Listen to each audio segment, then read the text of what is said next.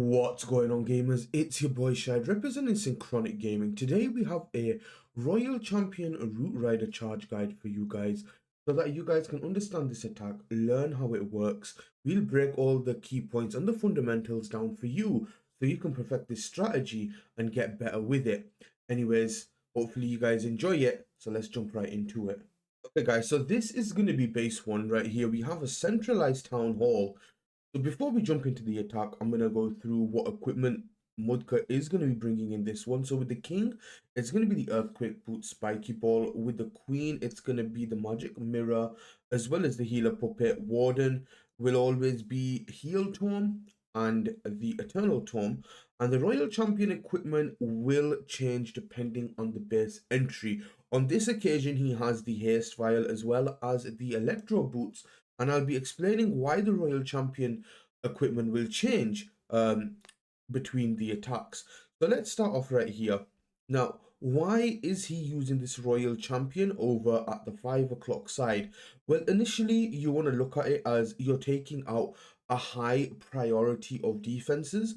So you're able to get down this export, which is beautiful for pathing. But then you also manage to get this Fire Spitter down, as well as the Poison Tower, and as well as the Scatter as well. So these three buildings alongside this expo, they don't only reduce the damage you're going to take, but they also give you amazing pathing from 6 o'clock to push all the way up towards the base, in towards the opposing queen, and kind of work in unison. So we'll show that a little bit, and then we'll show why he ended up using the Haste Vial as well in this one. So again, a perfect example right here is the fact that he invised these three defenses so that the Royal Champion locks onto the scatter shot. So if you are taking invises, you don't need to always use them on the Royal Champion. You can use them to redirect her to the profile of defense that you want to get her towards, so that you can get more value from your remaining invises, or you can get the right value that you intended with your Royal Champion. So as soon as we make sure that the Royal Champion is on top of the scatter shot, we end up popping the Haste Vial, purely for the fact that we use this invis, so we have to be a little bit more quicker. So we needed the damage output right here. So we invis again, there's no more invises remaining.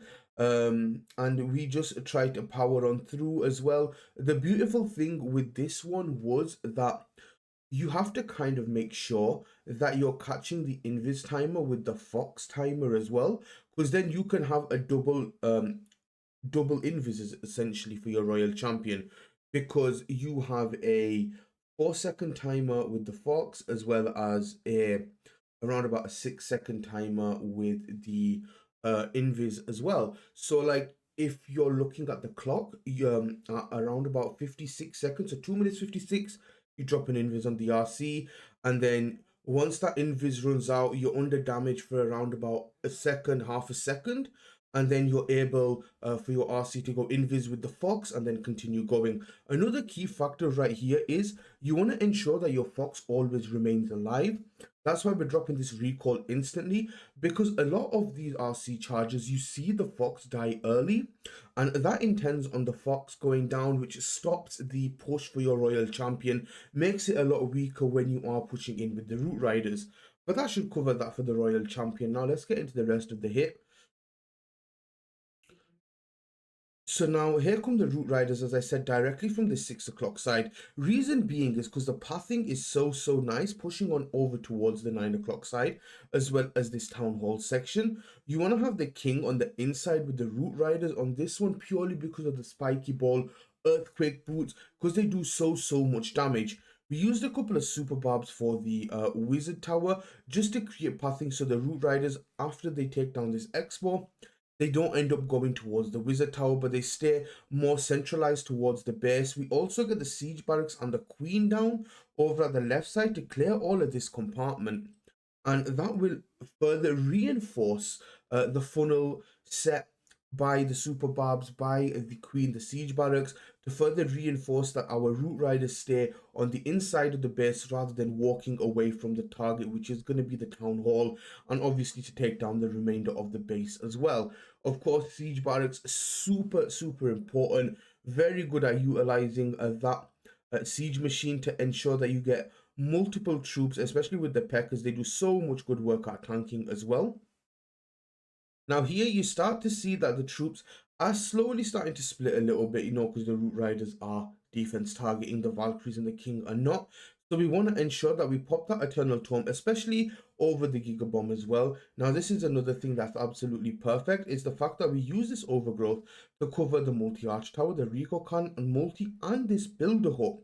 And basically this allows our troops to now kind of work in unison, because we did have our queen on the flank, but now with these defenses being exposed and these being covered, all our troops are going to push towards the left hand side of the base, and this is going to allow all our troops to kind of group up together, take down the mono, take down the multi-gear arch tower, the multi-arch tower, the Rico cannon, etc, etc, and then they're going to kind of work together and converge at the top side here where the mono is, and then work their way through the back end of the base after the Overgrowth has in fact worn off. And this is looking really good at the moment, right? We also use, this is another key factor, always take at least one skeleton spell inside of your army, and that will really help negate a lot of damage. Say for example you only have a queen left, or you only have, a couple of root riders left, and you want to preserve their HP. You can be dropping a skelly spell in front of a mono because it's single targeting, and then the skellies will distract it, or you can tank a couple of shots of the multi-archer tower, and this will be really nice as well to reduce the damage output of defenses and to keep your troops safe, which is absolutely huge. Now we are saving this rage and this free spell a little bit because we have a lot of DPS still remaining in the Rico Khan and the multi-arch tower, etc. So it's not looking too bad at the moment, right? We have so much troops remaining, so much firepower left on this one, and with that Overgrowth wearing off at like the perfect time, when all our troops were heading over towards it, it's even more perfect. We have to get that Queen ability gone. We still have the King ability this late into the attack as well, which is great. We end up raging everything to push them through, especially mainly keeping the Queen alive right here, which is huge. Freeze on the back end. We have got that King ability that we didn't even have to use, but it could have been utilized better in the core. But that was fantastic right there. And this is like a perfect example on how you should use Root Riders against like ring type bases. Before we continue with the video, guys, I just want to let you guys know we have launched a Synchronic base building server. So if you're looking for amazing bases with some of the best base builders in the world, link of this will be in the description. Okay, guys, the second base right here, we have more of a centralized town hall, but it has got that invis tower, which a lot of people will face, and it is very, very annoying, right? So you want to make sure you want to get rid of the invis tower. So with this one, we are going to see in this guide that the army is the same, but we're going to be changing our hero equipment to more adapt towards the bases. The king one stays the same. It has got the earthquake boots and the spiky ball. The queen on this one is going to change. It had the magic mirror before, now has the giant arrow. Royal champion also going to change from the haste vial to the hog puppet, and you'll see why in just a second. Warden equipment for the root riders will always remain the same, with the double book, heal and eternal tomes. So the reason that we swap from the haste vial to the hog puppet is what we're going to see is there's not really any defenses that we need to invis for the royal champion and the fox to get deeper into the base. We end up taking out the whiz tower right here with a couple of super barbs, which there, makes our pathing so much better for the royal champion right here, which is perfect because now we can use the fox cycles as well as the RC invisibility to push through that base a little bit and also keep this fox alive for as long as possible. But the main goal right here is to take down this Rico cannon because it's going to create amazing pathing for our root riders, as well as allowing us to push through the base in more of like a straight-ish line, which is going to be huge. We end up taking down that builder hut as well, and then we're not going to take any risks. We recall, keeping the fox alive. So important, guys. Fox has to stay alive. It's so important for your root riders because once you catch the royal champion inside of that eternal tome, the fox goes back to full HP. There we go, perfect. We drop the queen at 6 o'clock. We pop her ability, giant arrow shoots through the base. Its main purpose is to activate this invisibility tower. Now that that invisibility tower is down, or rather has been used, we have around about 25 seconds before it's completely recharged. So we can push our root riders through the base and get to this town hall before the second coming of the invisibility tower once it comes up so it doesn't invis again. Another thing we need to realize right here, we drop a skelly in front of this high DPS compartment with the king, the minion prince, and the recoil cannon. We have got our siege barracks and our queen that's going to be working on that side, which is absolutely perfect right here as well. Royal Champion is going to be used with the Root Riders right there because it is a nice push. Obviously, both of them targeting defenses. Again, Coco Loons, don't think I've covered them. You want to make sure you're dropping Coco Loons, and their main purpose is to soak up any air traps in the Seeking Air Mine, in the Red Air Bomb to ensure that the healers do not go down. So now we continue to push through the base right here. Obviously, you want to always keep a poison to ensure that you can deal with the clan castle when needed. But this is where you're going to see something that Mutka does, which is going to be absolutely huge. And I'm going to point it out in just a second. Right here, we overgrowth on the fire spitter, the scatter, and the main purpose for overgrowthing right here is that we don't want a huge split, right? So once this multi-inferno goes down, essentially everything's going to push up towards this monolith compartment. So this overgrowth is more to redirect the troops rather than soak up a lot of DPS. But that being said, the fire spitter does do a fair bit of damage, but it's mainly for pathing, which is something that you should incorporate. If your root riders are going the opposite way that you want them to, you can always use an overgrowth to kind of push them back into the right direction. Still have that king ability, still have the royal champion ability right here. RC obviously kind of split off, but we have got the hogs.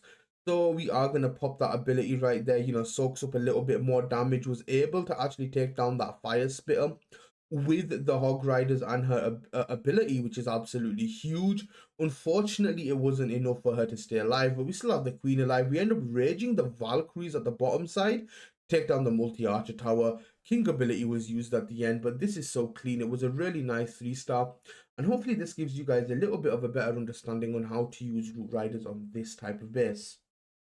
Okay guys, the final base right here, it's kind of more of a box type base, double rage, heavy DPS compartments right here. Now let's see what the plan's going to be for Mudka. Obviously on this one, we are using the hogs and the boots again.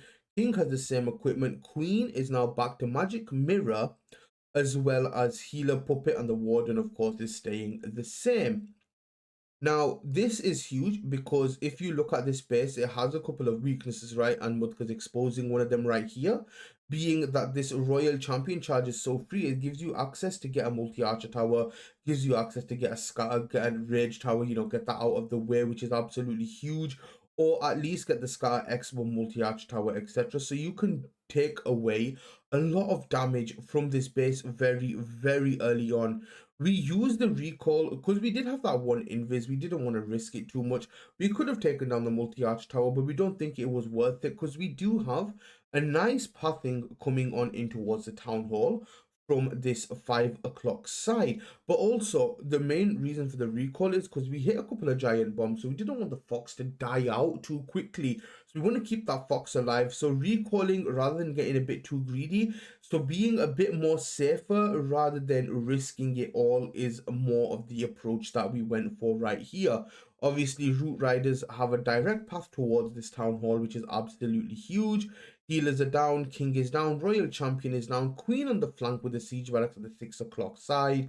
We will be seeing some Coco Loons incoming right here. Now, again, you're going to be wondering, wait, Shide, why did Mutka right here use the overgrowth to kind of overgrowth the recall and not the recall, the fire spirit as it's going into it? Basically, the main reason right here, you want to get to this town hall as quickly as possible, and once you get to that town hall, everything kind of moves to the right hand side.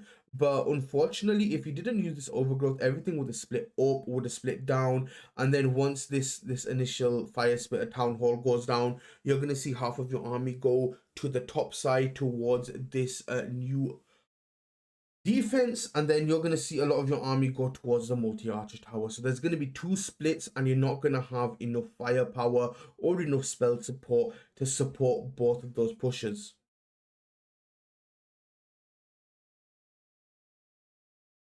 So now, as you can see, everything is going through with Rage through the Town Hall. We're going to be popping that Warden ability at the same time. Storm Rage simultaneously gets you maximum damage output right here. Because your troops are vulnerable, which is absolutely huge, it gives you a big push. Not taking any damage, doing maximum damage is perfect right here. But you see how the overgrowth kind of assisted to help our troops to push forward together. Now the Royal Champion has split off. She'll pick off these remaining defenses, whilst the king is going to be working with the remainder of these root riders to push on through. We still have 3 hero abilities, and there's not really a lot of base remaining, which is absolutely perfect. We use a Skelly to tank this new defense right here. Royal Champion unfortunately triggers that Giga Bomb, but it's completely fine. As you see, all the troops are now working together apart from the Royal Champion, but she does have the Hog Puppet, which is, you know, some extra troops right there, and as well as that 1000 HP recovery. It's going to allow her to push up the back end with that invis that we saved from the initial push. King ability is going to open up the entire base. Queen ability doesn't even have to be used. We swag a free spell, and there you go, guys. This is the perfect example of how root riders can be used to 3-star bases at Town Hall 17. If you guys learned something or you enjoyed the video, please like and subscribe. Comment down below for something that you learned or what you enjoyed, and we'll catch you all in the next video. Hope you have a good day.